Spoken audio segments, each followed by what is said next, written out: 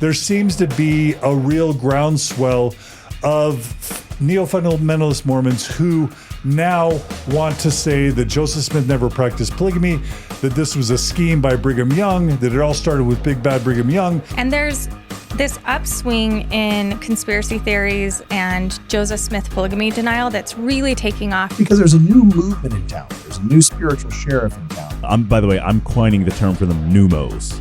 Okay, you have progmos, exmos, these are pneumos, okay? Now, I'm going to group together these individuals and call them polygamy deniers. Hitting so you can't swing a dead cat in Utah without hitting somebody who denies that Joseph Smith practiced polygamy. It's going to have real world consequences. They're setting up a standard that is not based on anything empirical, right? So it's sort of a subjective standard.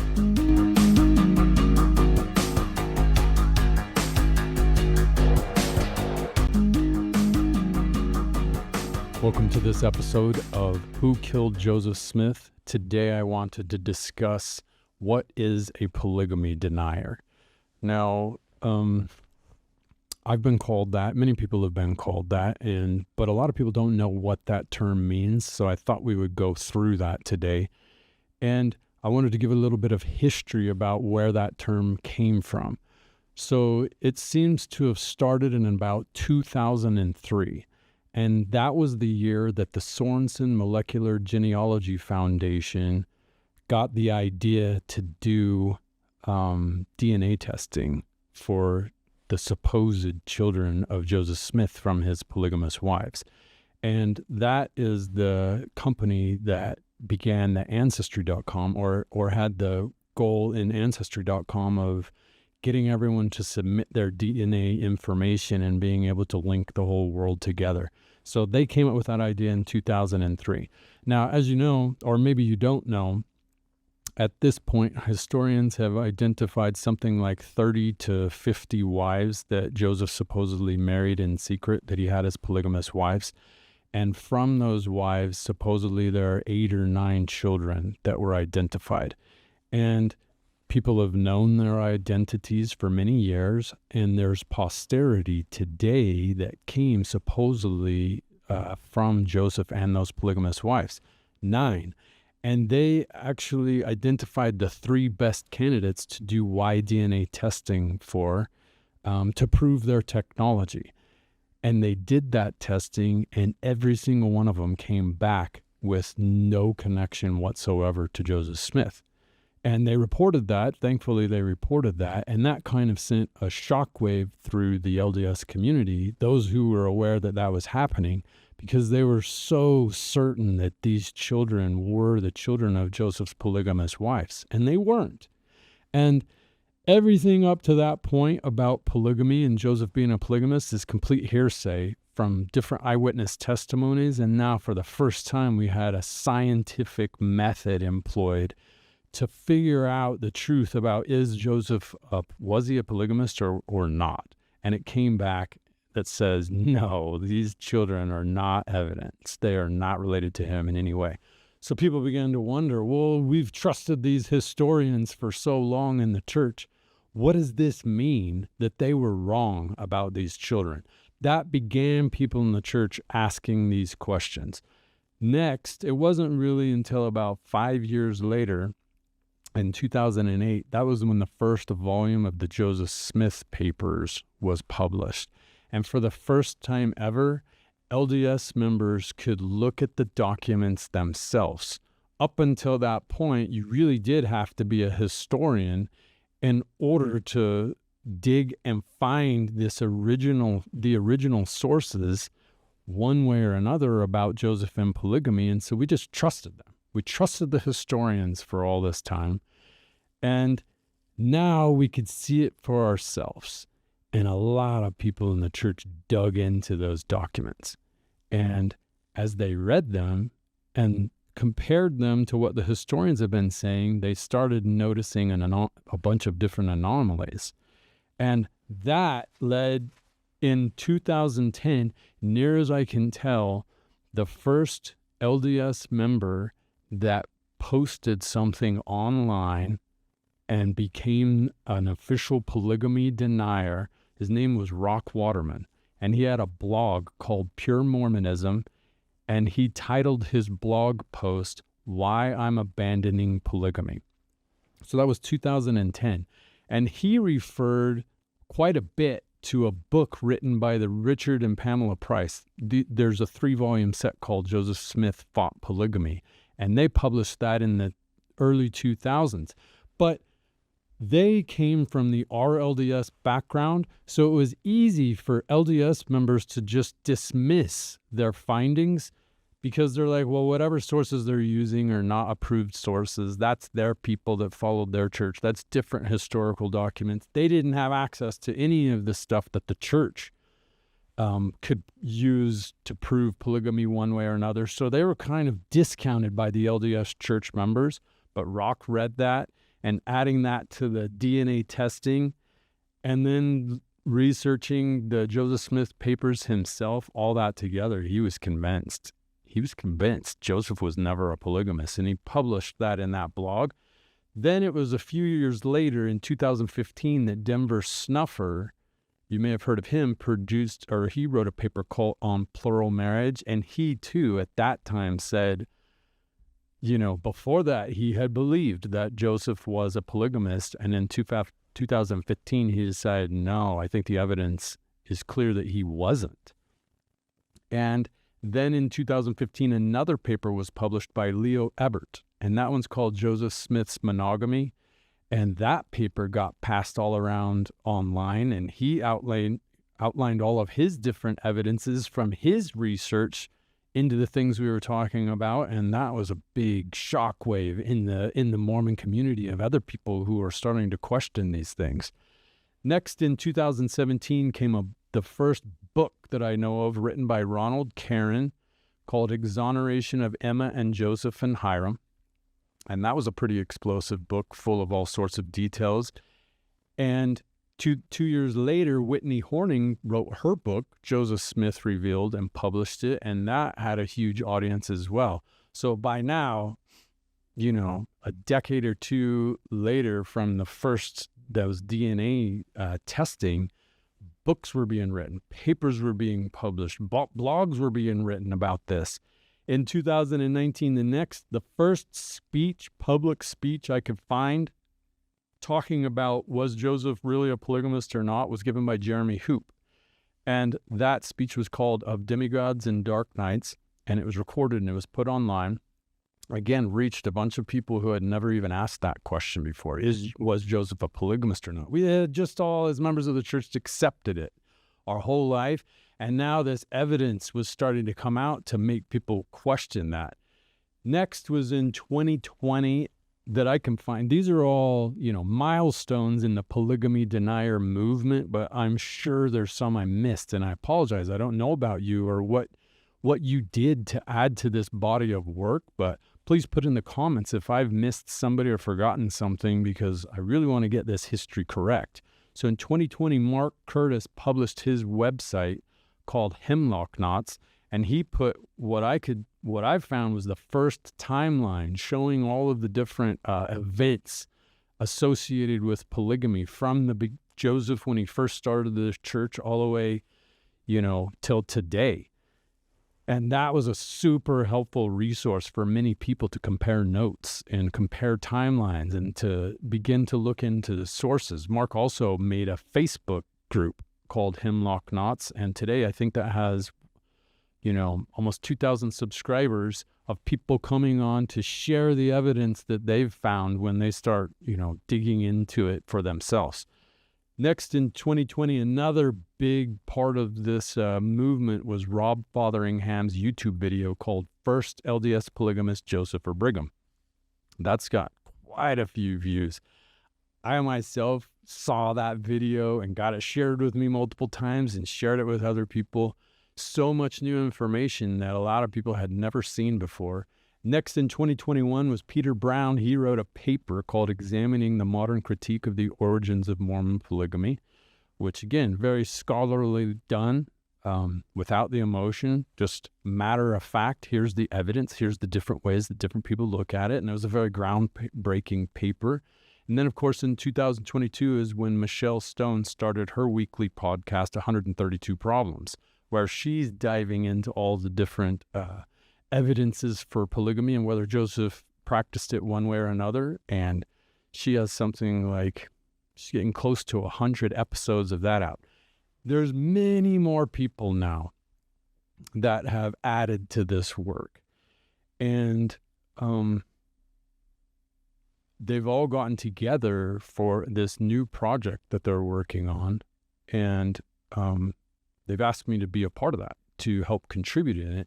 And I'm like, well, all of my research has been done on who killed Joseph Smith, what happened at Carthage, but I'm happy to support this work because I want to come to the truth. And I've always avoided talking about the motive because the motive for murder is much more speculative. I wanted to keep it objective on the evidence. Here's what evidence is available. Here's the different theories, things like that. And when you talk about motive, now you have to speculate. And I've stayed away from that, but I have dived into that in this past year. And I've come to believe, like all of these other people, that a big part of the motive for the martyrdom was polygamy. There were certain members that were practicing it. They wanted Joseph to join them. He refused, and he was going to call them all out on it. And so they ended up murdering him to prevent that from happening. I think that is the motive. I think that's who killed Joseph Smith, is the polygamists. So I've been trying to figure this out and dive into it. And so I'm happy to contribute to this project, which includes the most historical work that's ever been done, the most resources that have ever been compiled together. There will be a podcast. Jeremy Hoop's going to do a podcast called Still Mormon, where he rolls all of this out and to show you what really a polygamy denier believes and why they are convinced that Joseph was never a polygamist. So for me to dive into this topic, first thing I started doing was just talking with other people from all different backgrounds, different persuasions. What do you think? Did Joseph practice polygamy or not? And if he did or didn't, what evidence convinced you one way or another? And as I did that, I learned so much about the research that's already been done and that's still ongoing. And some of the questions that I like to ask people are, and keep in mind, I think polygamy denier really only applies to someone who's been a member of the LDS Church. The RLDS Church started off not believing that Joseph was a polygamist. And then I think in the 80s, they switched to believing that he was. And there's other breakoffs of the church from after Joseph died that do and that don't believe that polygamy exists. But I'm specifically talking about the LDS. The polygamy denier movement, I don't think it existed before the 2000s. Not before that DNA research was done and not before Joseph Smith papers came out. I don't know of anybody that was questioning that. So it's a new discipline. And so I'm asking people, because it's growing quickly, what is convincing you one way or another? And, you know, one of the questions I ask is, do you remember when you first learned that Joseph Smith was a polygamist? And I get all sorts of answers to that. Many people are like, oh yeah, I've known the whole time. I was taught that since I was a kid. Other people are like, what? Joseph Smith was a polygamist? There's people that have always known that polygamy was a part of the LDS Church and they haven't really thought a whole lot about it. And it's just one of those things. And maybe they've watched a movie that showed something like that. I remember Fletch, if you remember the movie Fletch, that he was a polygamist and that had to do with the Mormon Church. So that's where I was at up until about the mid-2000s, 2005, when the Rough Stone Rolling book came out from Richard Bushman. And I read that book, and it was not a good experience for me. That's the first time where I saw the evidence he presented that Joseph Smith was sleeping with 14-year-old girls and other men's wives and lying about it, hiding it from Emma. and it didn't set well with me. But at the same time, I'm like, well, the church is true, and I believe Joseph's a prophet, so there must be an answer to this somehow. And I spoke about it with my wife, and we both kind of just decided, we don't have the brains to comprehend this right now, so let's just stick that on the shelf, and maybe after this life, in the next life, we'll understand why that is a principle that the Lord wants us to live. And that's just how we move forward. But in the back of my mind, it bugged the heck out of me. How could a prophet of God be doing this and lying about it? So it turns out I'm not the only one that's asked that question.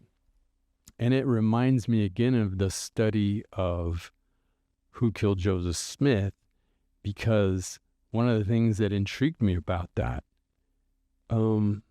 was seeing the different eyewitnesses contradict each other and contradict the physical evidence, and wondering how it was possible for there to be those contradictions. I wanted to get to the bottom of that. So really, in 2020 is the first time it was Mark Curtis. I ran into Mark Curtis and his website, and he was the first one that told me, hey, I don't think Joseph Smith was a polygamist. And I was like, what? That's a thing? So I hadn't heard anything about the DNA, or I hadn't really looked into the Joseph Smith papers. I'd heard about them and thought that was cool, but I didn't ever dive into them. And for the first time, Mark told me that, and I considered that idea, and it was just like, man, that would be so awesome if he wasn't a polygamist. And I don't have to worry about, reconciling, can a prophet of God do something like that? But at about that same time, somebody sent me the video called Carthage Conspiracy online. And that's that video about, that the martyrdom could have been an inside job. And that is where I just took off and dug into that and spent a couple of years researching that. So I saw the polygamy stuff, saw Rob Fotheringham's videos, went through Mark's website, read Whitney's book and Ronald Caron's book, and was learning stuff there, but wasn't super on top of all the different evidence. Where I became strong is in what happened at Carthage. But everyone asks, well, what was the motive? If this was an inside job, then what was the motive? So I've known that forever that I was going to study the motive, and I finally have dived into that, and now I'm trying to understand polygamy as best as I can. So that's what I'm asking people is, when did you first understand that Joseph was a polygamist? And when was the first time that you heard that he wasn't a polygamist? And you hear the most amazing stories. And I want to share those stories as best I can. But as I have been asking that question from people from all different backgrounds, what I came to understand is, so in Who Killed Joseph Smith, the way that I analyzed what happened in the room is I began studying the different theories that are already out there. And I've done the same thing with polygamy. What are the theories that people are looking at to determine, did Joseph do this or did he not do that? And I came across 6 main theories, 4 which say he was a polygamist and 2 which say he wasn't. So I want to go through those.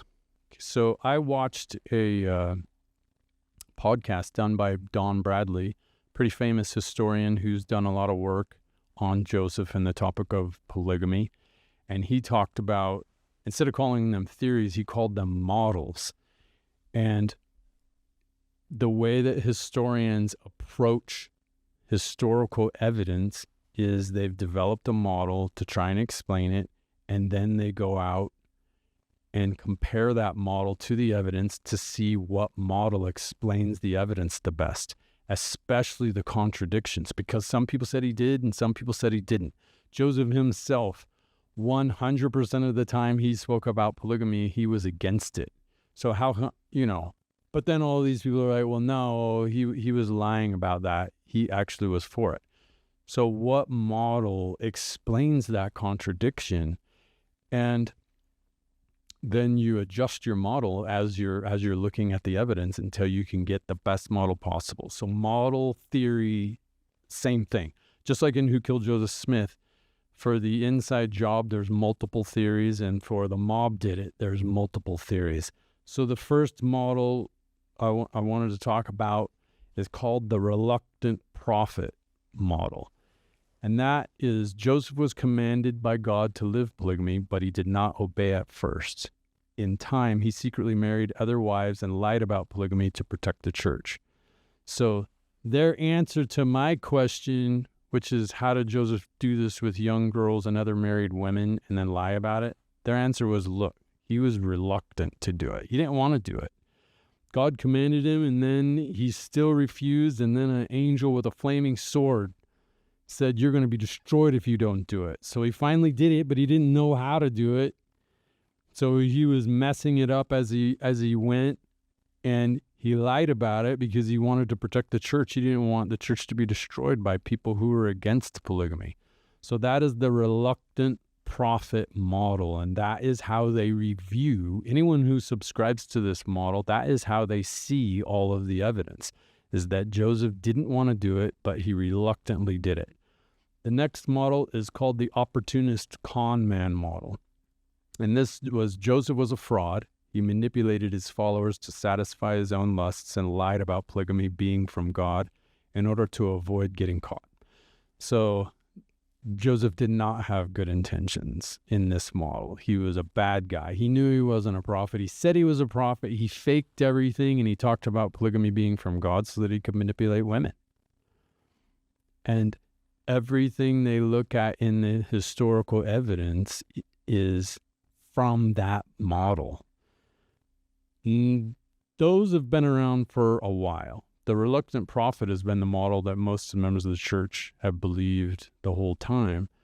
But the opportunist con man really came about with Fawn Brody in the 1940s when she published her book. That was the first time when there was that idea of, now all this stuff that you think is crazy, it's crazy because Joseph was a bad guy. But then there's this new model. That's the honest prophet model. That's what I've been talking about. Joseph was faithful to his only wife, Emma. His only wife, Emma. That's the only one he was married to. He fought against polygamy from day one, but the historical record was altered after his death to make it look like he practiced it. So this is a model that has come together only after the last 20 years or so. And this is the model that I currently believe best describes the evidence. Because, this answers the question of why did Joseph do that with 14-year-old girls and married women? The answer is he didn't. He didn't do that. He was set up. After he died, the record was changed to make it look like he did that. So these are the three main models today, but they each kind of have a sub-model underneath them. So the reluctant prophet model, underneath that is a smaller group that believes what's called the unapologetic prophet. And in this one, they say there's no need to apologize. He didn't do anything wrong. Joseph lived the higher law of polygamy to obtain exaltation and to preserve sacred bloodlines. They don't apologize. They think you're supposed to do it. They think there's no way to achieve exaltation unless you are a polygamist. And the unapologetic prophet model, they're like, he's not reluctant. He's happy to do it. And anyone that practices polygamy, we should honor them. That's the way the unapologetic prophet model, that's how they look at the evidence when they're going through the historical record. The next is under the opportunist con man. And these are people that are like, well, they don't want to outright say Joseph was a fraud. So they call him a pious fraud. What that means is Joseph believed he was a prophet, even though he was a deeply flawed man who made many mistakes.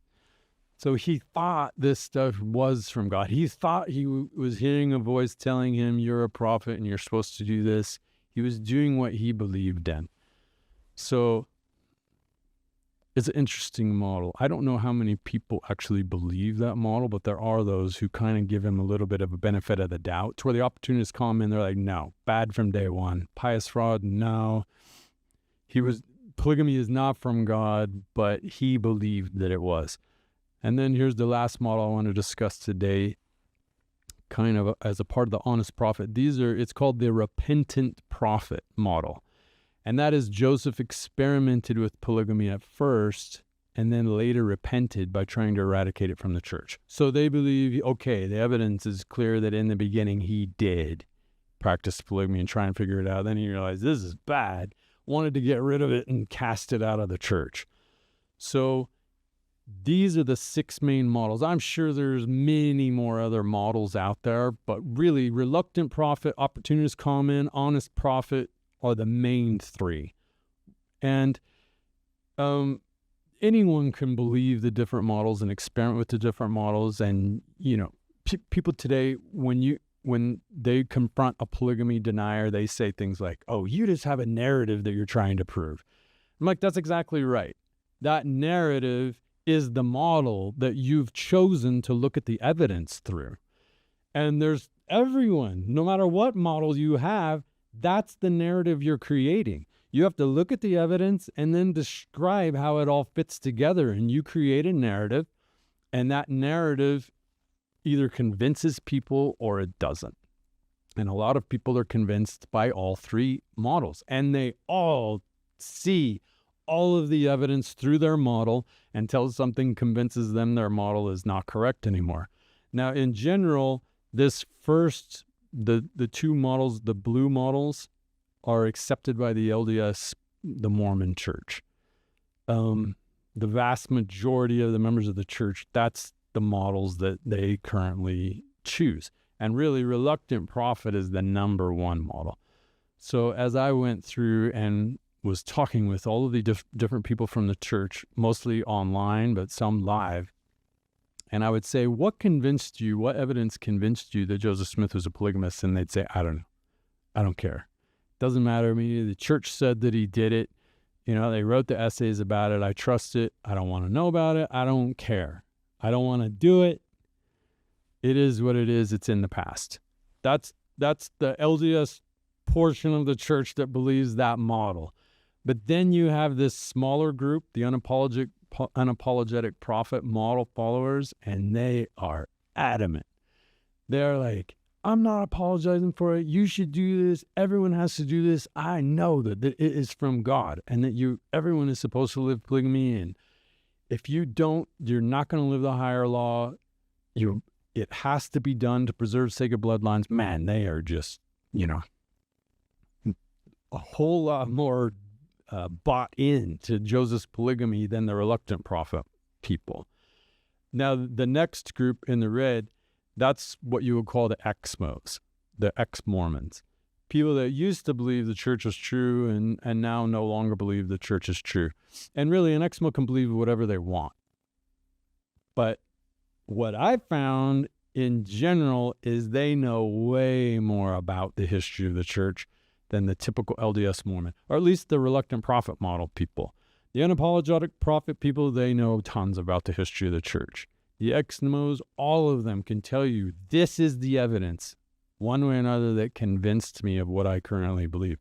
And for that, I think it's spectacular. They know it, they've read it, they've studied it, and they've formed their opinion. But again, you can have ex-Mos in any model. When I say these titles, it's just in general. LDS people can believe whatever, ex-Mos can believe whatever they want. But in general, these are the models that they fall under. The last one, the honest prophet, these are called the pneumos. And that was a term that was coined by Kwaku on the Ward Radio. He was trying to describe people who don't believe that Joseph was a polygamist. And everyone's like, they're polygamy deniers. They're polygamy deniers. And he's like, I'm going to call them pneumos from now on. And again, it's the newest model that's available. And so not a lot of people know that exists. And not a lot of people know what to call them. So polygamy denier, pneumo, same thing. Now, polygamy denier really applies mostly to the honest prophet model, because in the repentant prophet, they believe Joseph did practice polygamy. Honest prophet, no, he never practiced it. It's never okay. He didn't lie about it. 23 times when he denied polygamy, he was honest. He's an honest man. He wasn't sneaking behind his wife's back. He was loyal to Emma. That's what the pneumos in general believe. Okay, so you have these six different models, but I'm narrowing it down mostly to the three because most people fall into those three models. And so the next thing that I did was I've identified the models, and I know where the people hang out that believe in the different models, so I went and asked them, what convinced you that Joseph was or wasn't a polygamist? And I got all of their main evidences. Again, in this reluctant prophet model, I got nothing. The main evidence was the church said so. But the unapologetic prophet people, I mean, they've got books and books and books of information and evidence. And same thing with the Exmos. They have so much evidence. And the Pneumos are a lot like Exmos in that they have studied this topic well, and they know why they believe Joseph wasn't a polygamist. And between all of those conversations, I found about 50 pieces of evidence that people named. And out of that evidence, 10 or 15 of them were the LDS Mormons' favorite evidence, 10 or 15 were the Exmos' favorite evidence, and 10 or 15 were the Pneumos' favorite evidence. But they all picked the evidence that they believe best explains their narrative, and not a lot of them look at the evidence that the other guys are using to explain their narrative. And in order to get caught up on the topic of polygamy, I'm like, I just want to understand everyone's position on all 50 pieces of these evidence. So I just started diving in, and that's a project that's going to take me a while, because it's easy for me to figure out what I believe as a pneumo the evidence is saying, but I want to understand it from all of the different models to see what I could be missing and to see how they came to their conclusions. So as I've reached out and said, what do you think of this evidence? I've learned a ton that way. And I'll go through all of that in the future. And hopefully, we cover all those evidences when we, work on this new project together. But I wanted to show in my own research 3 pieces of evidence that were really powerful in persuading me that the honest prophet model is the one, that I believe best explains the evidence. So the first one is the 1835 D&C Section 101. So this was the original Section 101 in the Doctrine and Covenants, which was printed in 1835, and later in 1840, at the end of Joseph's life, 1842, 1844, it was printed again, and this section is what was in there. And then in 1876, when Brigham Young printed a new version of Doctrine and Covenants, Section 101 was removed and replaced with Section 132. And I had never heard that. I thought Section 132 had been around forever, but it hadn't. The original Section 101 gave the church's interpretation of marriage. And I want to read that. It says, "Inasmuch as this Church of Christ has been reproached with the crime of fornication and polygamy, we declare that we believe that one man should have one wife and one woman but one husband, except in case of death, when either is at liberty to marry again." So right there in the official scriptures of the church, it said, we've been reproached with the crime of polygamy. We don't believe it. It's one man, it's one wife. I never knew that. So, of course, the pneumos all know this section and have it as one of the main evidences that convinced them that Joseph was not a polygamist. So let's look at it from the other models. If you look at it from the LDS approach, or let's start with the Exmos. The Exmos say, if you look, that came out in 1835, and it says, "Inasmuch as this Church of Christ has been reproached with the crime of fornication and polygamy." So that right there is an admittance that Joseph was already doing this. And now people knew it, and he had to address it. So of course he's going to lie about it and say, we don't believe in doing this, because he wanted to cover himself and not get in trouble and keep messing around with other women. So that's the way they look at this section. The way that the LDS church looks at it, it's the difference between the two models, the reluctant model and the unapologetic prophet model, are different. So, the term gets thrown around lying for the Lord. That's one way to describe Joseph was trying to protect the church. And when you're trying to do something for God, it's okay if you lie. And they always say, look at Abraham. He lied about his wife being his sister in order to protect her. So sometimes it's okay to lie. And of course, I don't feel good about that. But interestingly, Brian Hales, who's one of the main researchers for the LDS church model, also doesn't feel good about the slippery slope of a prophet lying for the Lord, because he's like, well, if he's going to lie for the Lord, how do you know he's not always lying? How do you know when he's being honest and when he's not? So he prefers to look at this 1835 and say, well, we know that Joseph practiced polygamy, so there's got to be an explanation for this. And so they twist, what I believe is they twist these words in order to fit their narrative. And they say, where it says that one man should have one wife and one woman but one husband. So their approach is Joseph, by saying but one husband for the wife, and he didn't say but one wife for the husband, he's leaving open that the man can have more than one wife. Now, a lot of people say, well, Joseph didn't even write that section. A lot of the, people who are in the LDS church defending polygamy, they're in that unapologetic prophet model. They're saying Joseph didn't write that section. Oliver wrote that section. But Brian Hales is like, no, Joseph later used that section in marriages. It proved that he was okay with the word. Even if he did actually write the wording, he was okay with it. And his theory is that Joseph actually is the one that included that language, but one husband, in order to leave open the possibility for man to have more than one wife. So that's that model's explanation of this. You're going to have to decide for yourself. Exmos are like, this is proof he was already doing it. LDS are like, no, it's a carefully worded denial. And the Pneumos are like, it speaks for itself. You don't have to twist it. They're clearly written in their book of scripture, no polygamy. So that was a big one for me. That was a big evidence convincing me of the Pneumo model. Next is the Joseph Smith journal entry from October 5th, 1843. And the original, I have the picture of it here. The original entry said, Eve at home walked up and down a street with scribe and gave instruction to try those who were preaching, teaching, or it looks like the word practicing, and it has a line through it. Preaching, teaching, or practicing the doctrine of plurality of wives.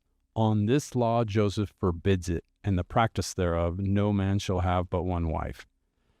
So interestingly, in the section 101, that word but one husband that is used as the argument for he was opening the way for polygamy. Now this one from Joseph himself says the same thing for the man. No man shall have but one wife. So the same phrase gets used for both the man and the woman, which I think is funny, because I'm like, that should end the argument. You can't have it both ways. It either means the man can only have one wife and the woman can have only one wife, or they can both have, the man can have multiple wives and the wife can have multiple husbands. But anyway, again, if you're looking at the honest prophet model, you look at this and you say it speaks for itself. Joseph forbids plurality of wives and the practice or anything to do with it. It's one man, one wife. It speaks for itself. Now, how does the rest of the church explain that? Well, or how does the other models explain this? Interestingly, this journal entry comes with quite a bit of controversy, because as it was included into the history of the church, you can see this manuscript here of somebody writing notes on the journal entry. And over here in the bottom left-hand corner, you can see where it says to be revised. And then you can see where they're crossing things out and adding things in. And by the time it made it into the actual version of the final version of the history of the church, here's what it said. Evening at home, walking the streets with my scribe, gave instructions to try those persons who were preaching, teaching, or practicing the doctrine of plurality of wives. For according to the law, I hold the key of this power in the last days, for there is never but one on earth at a time on whom the power and its keys are conferred. And I have constantly said, no man shall have but one wife at a time, unless the Lord directs otherwise.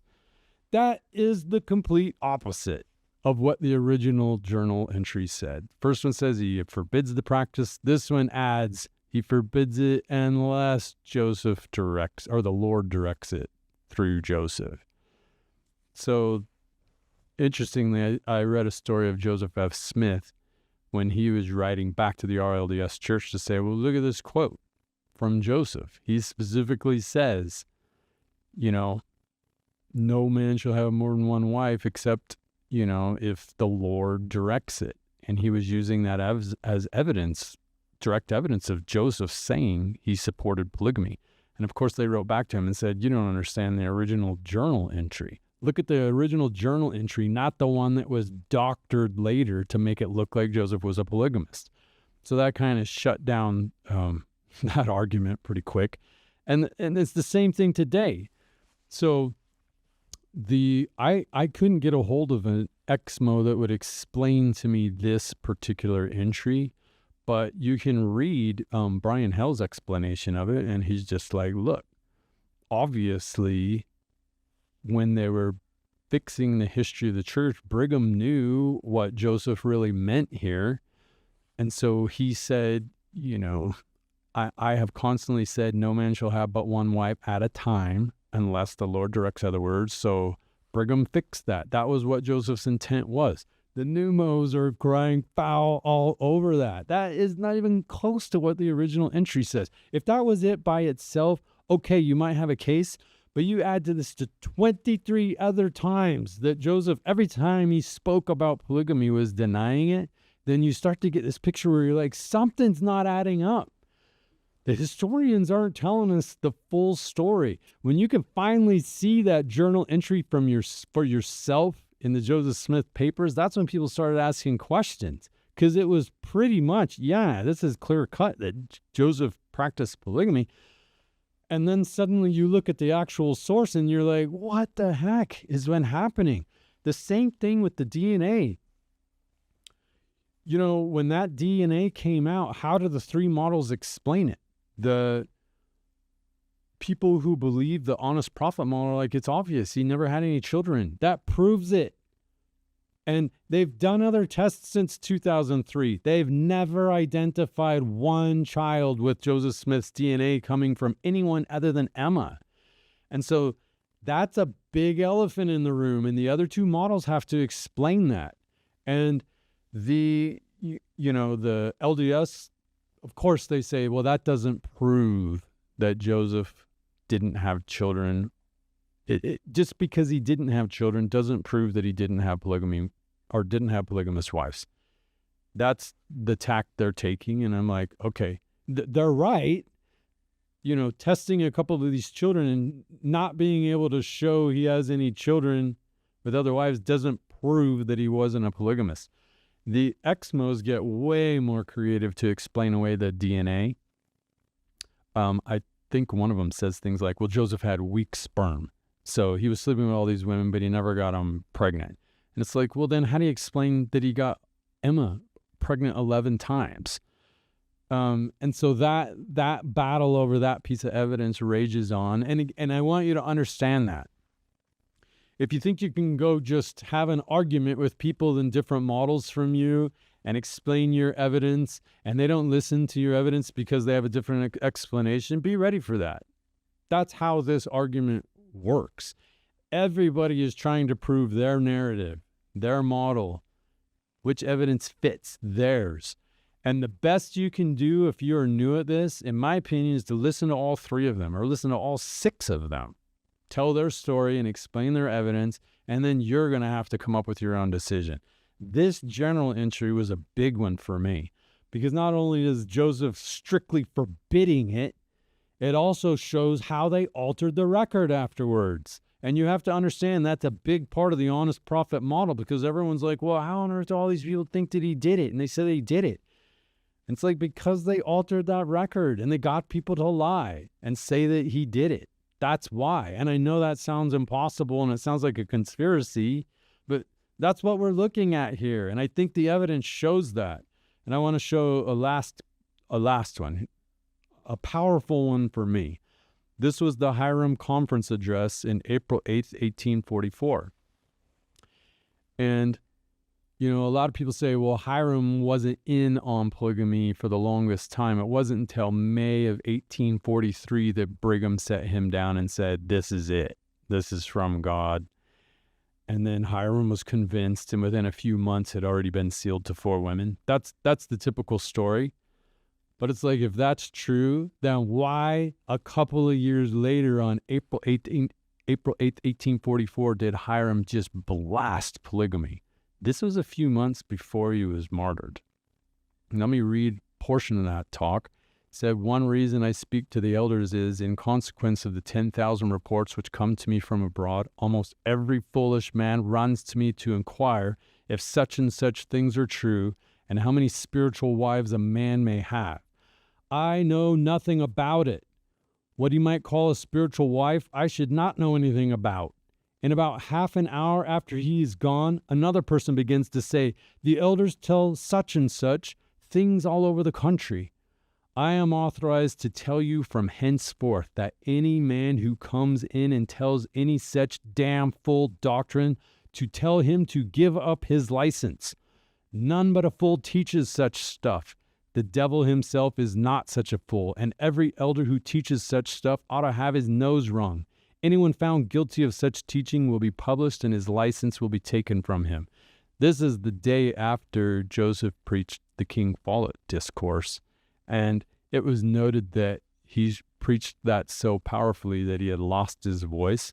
So Hyrum was the one speaking this day of the conference, and he gets up and just blasts polygamy. He continues, I wish the elders of Israel to understand it is lawful for a man to marry a wife, but it is unlawful to have more. And God has not commanded any of you to have more. And if any of you dare to presume to do any such things, it will spoil your fun, for you will never have the Spirit to preach the gospel. I despise a man who teaches a pack of stuff that will disgrace him so. For a man to go into the world and talk of this spiritual wife system, he is as empty as an open sepulchre. If the coat suits anyone, let him put it on. I would call the devil my brother before such a man. So they're trying to get us to believe that Joseph, a couple of years earlier, had accepted polygamy and already was sealed to many wives, and then he delivers this speech in front of all these other guys who supposedly are living polygamy.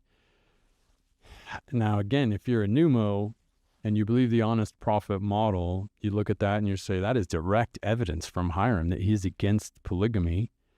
And the record was altered to make it look like he accepted polygamy in 1843. But if that's true, why would he speak so forcefully against it now? The Exmos simply say he was lying.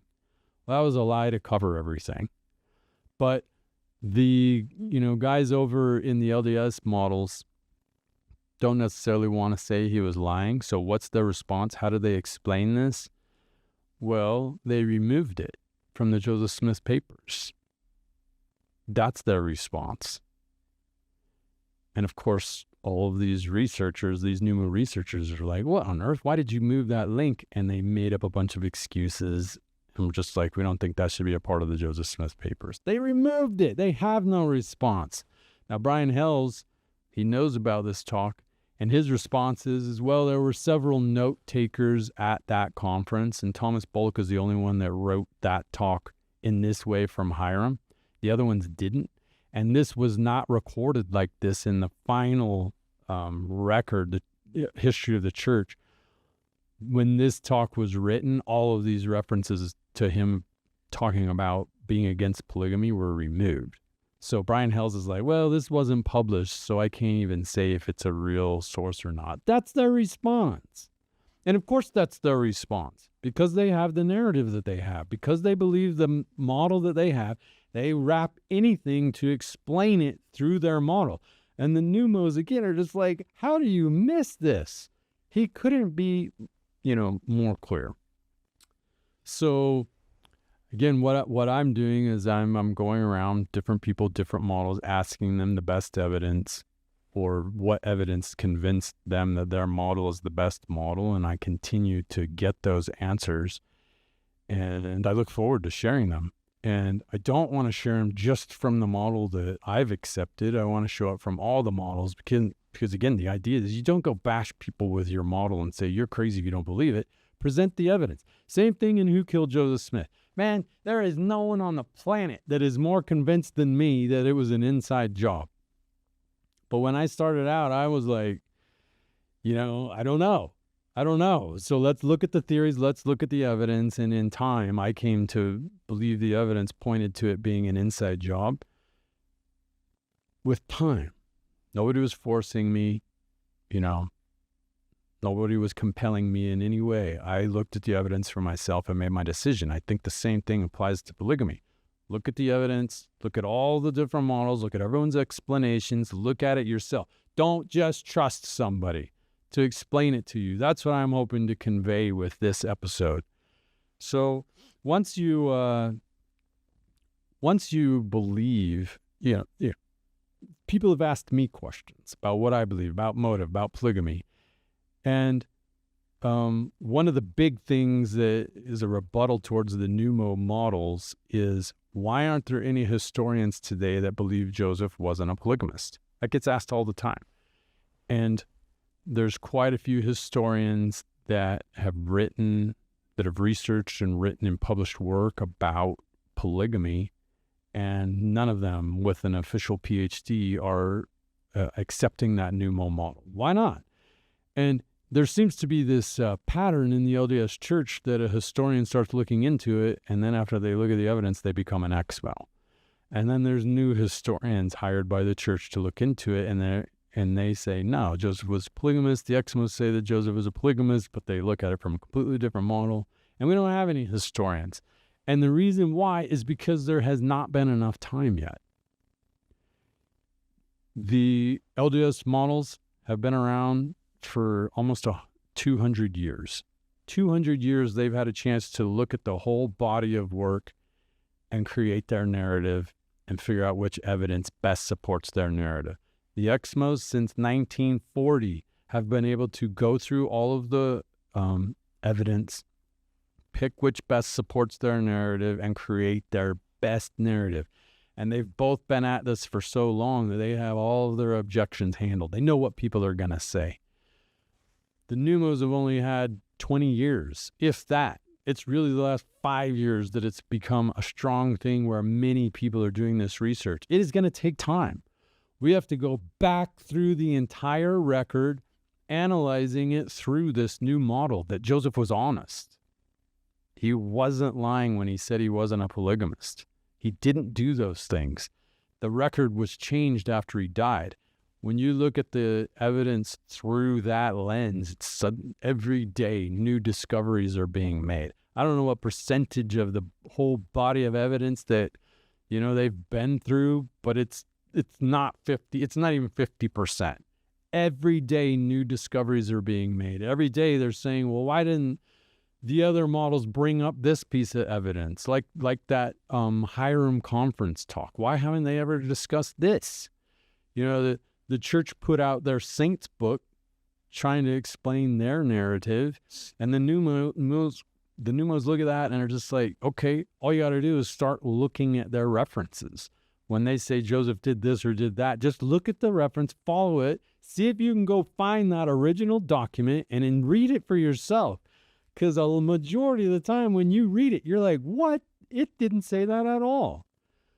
It was a historian trying to fit a certain narrative, looking at the evidence through his lens. That's how their books come about. And if you only read their books, that's the only model you're ever going to be familiar with. You're never going to even be able to see there's other ways of looking at this evidence. So there's two people, both Whitney and Peter have talked about what it would take to become a historian. Both of them are looking into that. And whether they do that or not, in time, there are going to be historians who take this new model on. We just need more time, and I think that will happen. Next question I've been asked is, what is it like being a polygamy denier in the LDS Church? Well, that's a good question. I wasn't a polygamy denier for very long while I was in the church. I was a inside job on the martyrdom. And anyone that I talked to about that, again, most of the people I hung out with are just regular good members of the church, and they have no idea. They don't care about the history. They don't study the history. It's not something that's on their mind. They just believe that the church said it was, the martyrdom was the mob, and they never question it. So when I start questioning it, they're just like, what? So it's interesting. But being a polygamy denier, which is kind of the slang word for it, I prefer pneumo, but if they want to call us polygamy deniers, that's fine. It's easy to make names like that, derogatory names, to try and discount the way that somebody else sees it. And I accept it. If polygamy denier is the name that's going to stick, call me a polygamy denier. I don't care. If pneumo's the one that's going to stick because Kwaku says that's what we should call him, it doesn't matter to me. It's the ideas that I find that are important. And when I first considered the thought that Mark shared with me that Joseph wasn't a polygamist, it was the most gigantic relief ever. I didn't have to reconcile that anymore. If that was true, I didn't have to say, how could a prophet of God have done those things? Now, it was great. It's the biggest feeling of relief. If Joseph actually was a polygamist and do those things, that's going to hurt my testimony of him being a prophet. I can't get around that anymore. And when I talk with different members of the church and they say, for example, Brigham Young being in his middle 50s, marrying a young teenager, I'm just like, how on earth can you think that is okay? And a 14-year-old with a 55-year-old man, and they're like, well, no, it's just, that's the plan, that's how it works, and they can't see that that's a problem. I can't unsee that now. I can't unsee what it does to the women, how it makes them less than because they're not equal to the man. I've seen that effect. So for me to say, for me to start looking into the evidence and it was possible that Joseph wasn't a polygamist, again, it was just a huge relief, but it came with consequences, which we'll have to talk about in future episodes. So as far as that, the next question, let's get to the next question. Of all the people alive today who've ever been baptized LDS, what percentage subscribe to each of the 6 models? That's a good question. Let me pull them back up.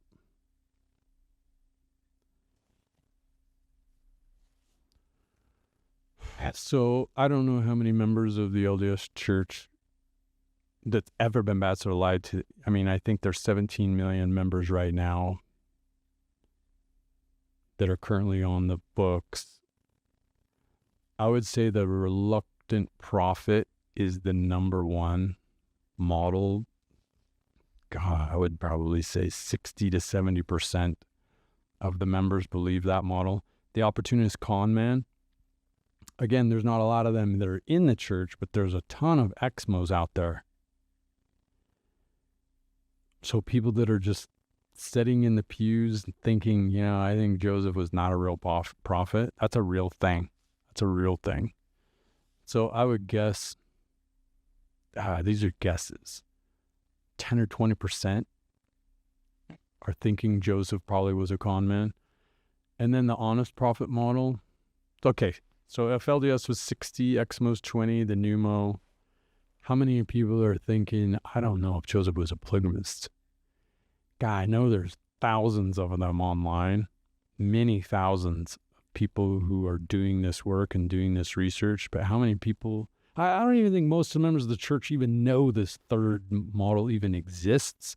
So if you had the entire church see these three models and say, which one, are you thinking right now? I think there'd be 10 to 20% that would be like, yeah, I don't think Joseph was a liar. I think he was honest, and I think he would have been faithful to Emma. No, the pious fraud and the repentant prophet, not huge.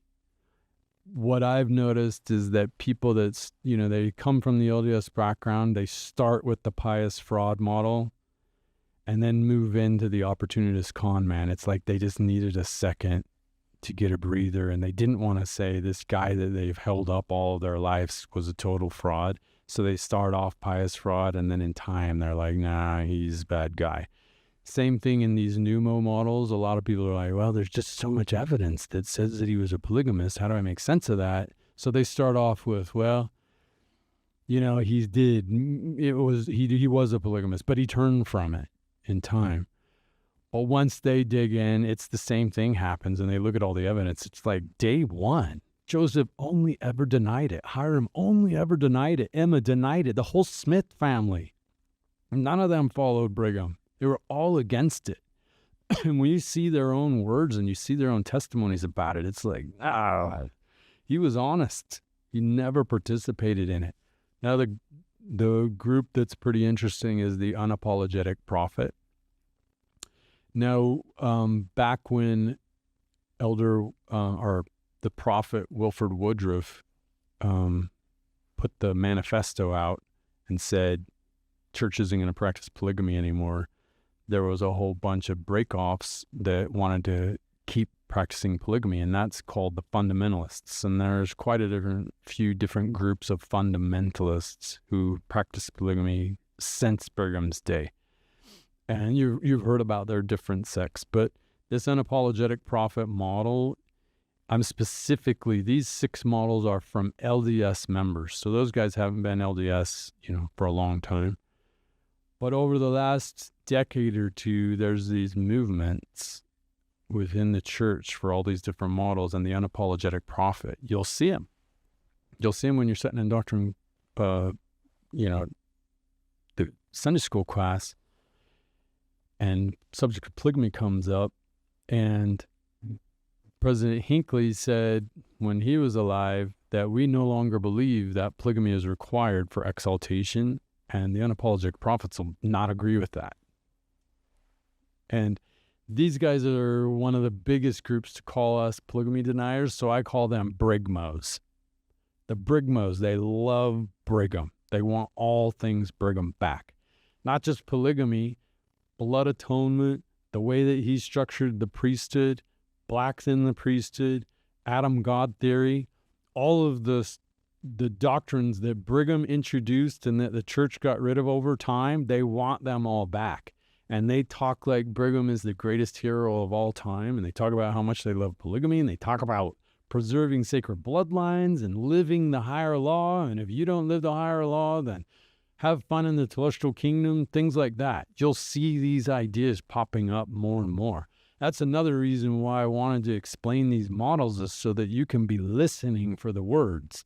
But even if you are a member of the church and you believe the reluctant prophet model, and you're like, man, I don't want anything to do with polygamy, I hope that's not required for exaltation, and Joseph didn't seem to like it either, good, great. Keep going. Be the best member that you can be. Don't get convinced by that unapologetic prophet model. Don't get turned over to Brigham is the real best hero in this story, and that polygamy is the only way you can live with God again. That's where I'm like, oh man, I want to respect everybody's beliefs, and I know everyone sees differently, but I just have seen the evidence on that one and the way that those people approach trying to convince other people that their position is right. And anyway, so the percentages, overall, the biggest is the reluctant prophet, then the opportunist con man, then the honest prophet, and then unapologetic prophet, and then the other two. That's the way I would look at it. Let's see. Okay. So back to that project. So yes, that project, there were all these people who have been doing this research. There's many that are involved, are coming together to put this all together and to present it. And a big part of that is not just to say, here's the evidence, but to say, here's the evidence from the different models, and to post it as unpassionately and unemotionally as possible. Because right now, if you go on the church's website, or if you go, looking at the church's books, and they say this thing about polygamy and they give you a footnote, it is almost impossible to find that footnote. You could be spending weeks trying to look up this obscure book. So the goal of this project is to have every reference. The Exmos, on the other hand, when they bring up a piece of evidence, they fully document it. They're really good at that. And we want to do the same thing. We want it to be easy to look by name, date, whatever piece of evidence you're looking at. Here's the actual document itself. Here's the time period it came from. Here's what the different models, how they explain that. So anyone will have this at their fingertips. If you want to know what really happened for yourself without just taking somebody else's word for it, this will be the best resource there is today to be able to look that up. And in addition to that, we want to tell other people's stories and how they came to understand. And of course, my narrative. Our narrative is the pneumo narrative. We want to tell the stories because it's such a new model of other people who've come to that same understanding. Okay, so here's an example. Her name is Chelsea. She's from Australia, and she has a YouTube channel called Awake and Arise. And she's posted all sorts of different videos about different product or different ideas. And one of them was called 7 Women, 1 Man. And it's explaining that verse in 2 Nephi 13 from Isaiah, talking about 7 women to 1 man. Anyway, it's a great channel. I learned a lot from it. And so I reached out to her and asked her if she would be willing to share her story. And here's what she said. Hi, my name's Chelsea, and I am a member of the Church of Jesus Christ of Latter-day Saints.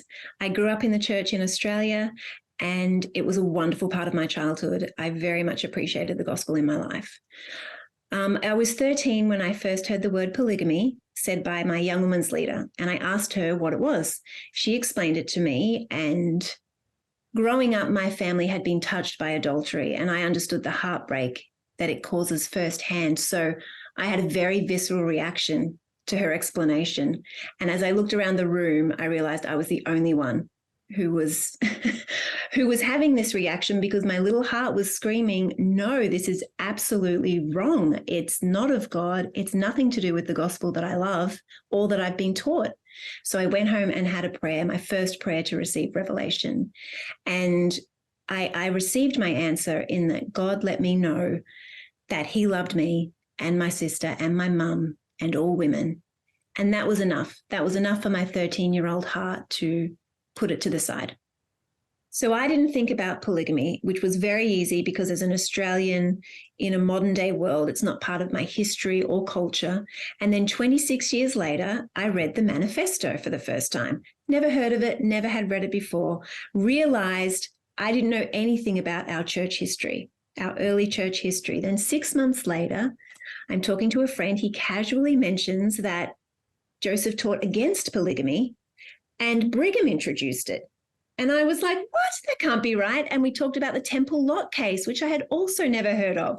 And I realized I wanted to study the early church history for myself and find out what was going on. So I was really shocked that everything I found was Joseph speaking against it, which made sense, though, because all of his published works during his lifetime, not just the Book of Mormon, but the 2 print runs of the Doctrine and Covenants, all the things he printed in the Times and Seasons, were also against it. And the more I found out, the more convinced I was that Joseph was innocent, and that Joseph and Emma, who sacrificed everything to protect the word of God, were not secretly acting against it behind closed doors. I don't believe that faith is when you put something on the shelf because your conscience says no, but your religion says yes, and you can't reconcile it. I believe that faith is seeking and asking and knocking to receive the abundant truth that God fully wants to give to you, and then being able to live in that truth even when you can't see it around you. If I could go back to that day in Young Women's, I would bear a blazing testimony of Joseph Smith and express my love and appreciation for him as a true prophet of God, because that's exactly what he was. I look forward to showing more videos like that from the Pneumos. Not just because I share the same belief as them or the same model as them, but just to show members of the church there's another way of looking at this. You don't have to think that Joseph was a polygamist, and you don't have to reconcile that he was doing these awful things in secret. It's okay to believe he was honest. It's okay if you feel like there's no way he would do something like that, because he didn't. And there's a lot of people that have come to that same conclusion, and all of them do the work to study it, look at the evidence, and look at the different models and make their decision. Now, Chelsea brought up the temple lot case. That's another big piece of evidence. That happened in the 1890s. And what happened was the RLDS church was trying to take back the temple lot that was owned by a different church.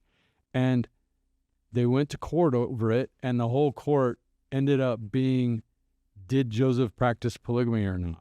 Because whoever was following what Joseph really taught was the one that was going to end up with that lot. So both sides, the LDS church got involved, going against the RLDS church, and they had a whole court case, and everyone testified, everyone put all of their evidence together. And in the end, the judge determined in a court of law, he gave his official decisions that Joseph did not practice polygamy. He looked at the evidence from the Bergamites. He said, I don't believe it. It looks like you made up all of these affidavits. And he sided with the RLDS church.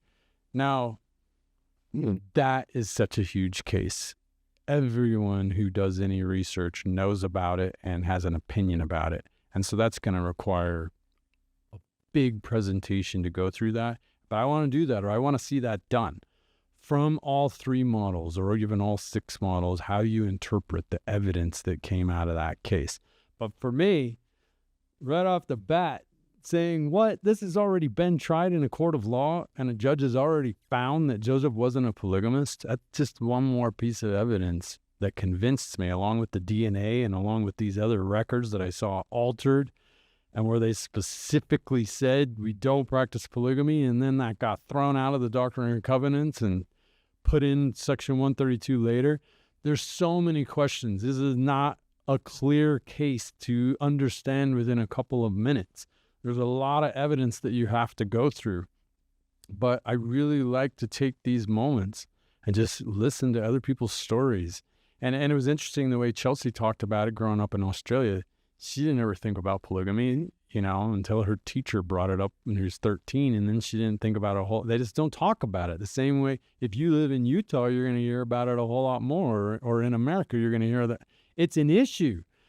And when you start realizing there's contradictions in the record, how are you going to react to that? Are you going to say, I don't care, the church will figure that out? Or are you going to say for yourself, what does this all mean?